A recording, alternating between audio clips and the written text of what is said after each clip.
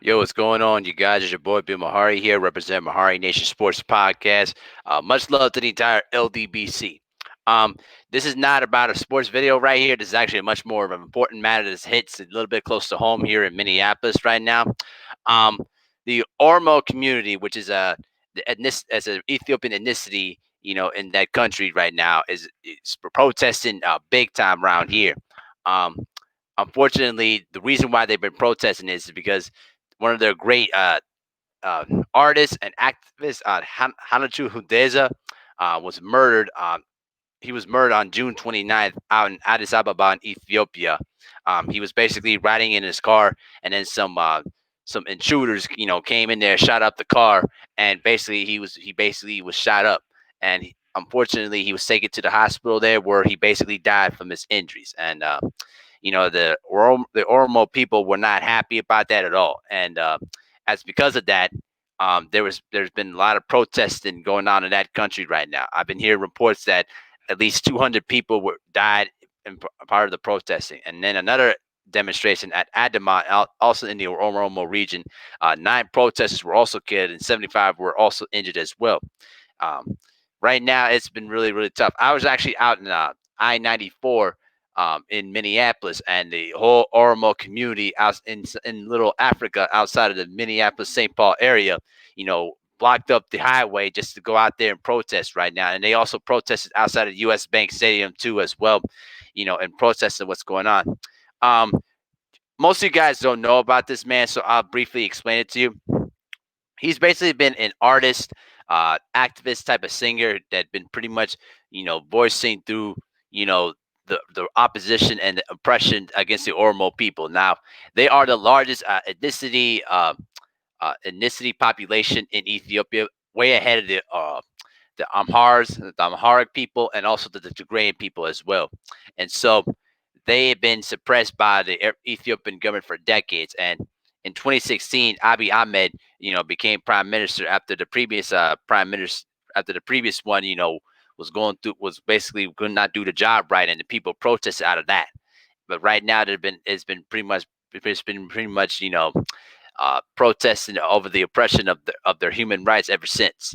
And so he's been pretty much been an artist for doing it for decades, and he released songs and a lot of lyrics and melodies that pretty much got him in hot water with the Ethiopian government, and he was jailed multiple times for that.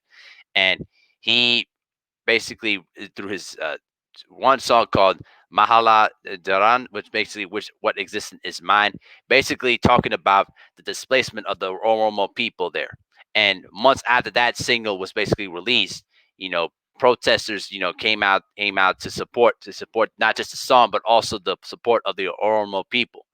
And unfortunately, he was basically an icon. He was basically almost at the level of a Nipsey Hussle, out in Ethiopia right now. And it's very tragic because both of them, two great artists, got killed over some dumb stuff, and it's just and it's just sad to see what's going on here. And hopefully, whoever did this, receipt gets justice, and we'll figure out the answers to that. But what I also been reading too is that you know after an interview that he had with the Oromian media network, he basically received death threats in the week prior to his, and so it makes me think. I wonder if that had something to do why he was killed. It could be the case, but we don't know. I've been reading through a lot of various reports. There's not been a motive of who did it. There's been at least 3 people that were arrested that were involved in the crime, but they've still yet to figure out what was the motive behind the attack, and who would basically pay these guys to kill them. Now I don't know other details other than that. But right now it's been a very, very tough time. The Prime Minister Abiy Ahmed, basically expressed his condolences to the family and urging to try to calm, basically the amid of the growing unrest in the country right now. But importantly, media activist, I mean, Jawar Mohammed, basically responded on Facebook. He basically said they just not just killed not Hachalu Hundessa. They shot at the heart of the Oromo nation. Once again, you can kill us, all of us. You can never stop us, never.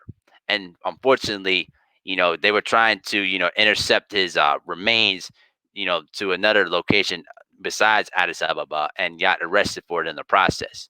And so, well, it's unfortunate though, man. And my hearts and condolences go out to him and his family as they're going through this rough ordeal right now. As pretty much the Oromo people have been protesting nonstop, especially here in Minneapolis too. And so, you know, salute to the Oromo people. They actually been one of the most toughest minded people out there, and you don't hear from them a lot because they're part of Ethiopia that doesn't get a lot of attention as it should. But they've been suppressed for a very long time, even during previous administrations. They've been heavily suppressed by the government, and it's an actual fact. And as an Eritrean man, they always have my full support. The people, not the government, just the people. Because they fought through the same battles, similar battles that we've been through too. And so, my heart and condolences go out to him and his family. That's like I said, and hopefully, whoever these bastards that did this, they're gonna get the justice that they deserve, though, too. So, but a lot of the protesting going on in Minneapolis right now. I mean, people are mad. They're taking it to the streets, and people are dying in the process too. But it's not going to stop them. You know what I mean? And that's why I hope a lot of black people in America can take it from them. Lots of protesters have been dying because of this, and they're not afraid to risk their lives to speak on injustice that's going on in their country. And if they're willing to do that, we should too. And so, take a little cue from this.